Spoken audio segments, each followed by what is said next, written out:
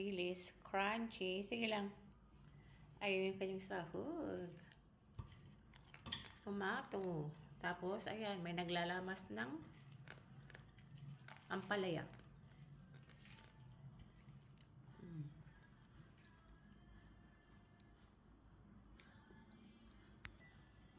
Ayan guys, again dahil may bisita ang ating kasama, tayo ay maggagawa ng salad dahil request ito ng ating kasama. Ayan guys, ito ang ampalaya. At syempre, ito ang sibuyas at kamatis. Na-slice ko na yan sila lahat. At naluto ko na rin ang sangkatutak na dilis. So, hihimayin. Lalamasin na natin ang binabad natin na ampalaya sa asin. Ayan, para matanggal ang mga sakit-sakit ng nakaraan, ang pait ng nakaraan. Ayan guys. So, kailangan natin tanggalin ang juice na masyadong mapait para kinabukasan ay masaya naman. Ayan, ayan ayan, nagtutubig siya guys pagka ibabad mo siya sa asin. Ayan. So, lamas-lamasin lang natin at kasama na rin ang paglamas ko sa sarap ng salad na ito. O, diba? Ayan. Kamay-kamayin natin para mas masarap. Ayan. Ganyan lang. Tanggalin lang natin ang konting pait. Dahil hindi naman tayo lahat ay mapait ang nakaraan. Charot.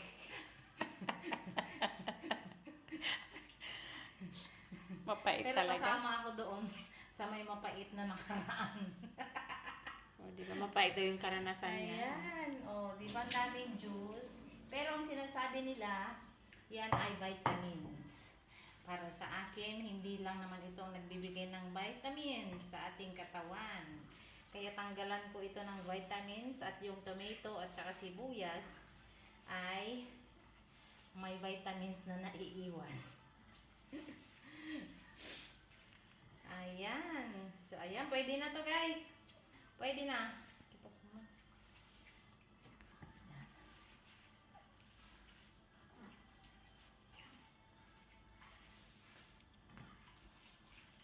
Ayan. Pwede na natin. Ay. Wala na eh. Sige lang magkita. Quiet. Gazan. Quiet. Gazan na natin ang ating mapait na nakaraan.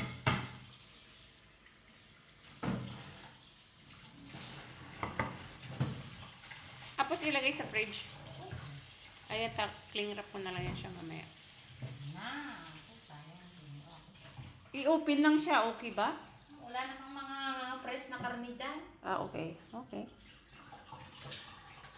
Pero maging crunchy pa rin tong dilis. Huwag mo nilagay yan. Tsaka na pagkaan. Pag nakakain na mamaya. Okay. Ayan na lang tapos yung hinugasan. Oh. Pigayin mo pa yan, di ba? Isang beses. Isang beses pa daw. Yes. Sibuyas, kamatis. Ayan, para masaya ang kanyang kalagayan pagkatapos ng mapait na nakaraan. O, diba? Ganito lang guys.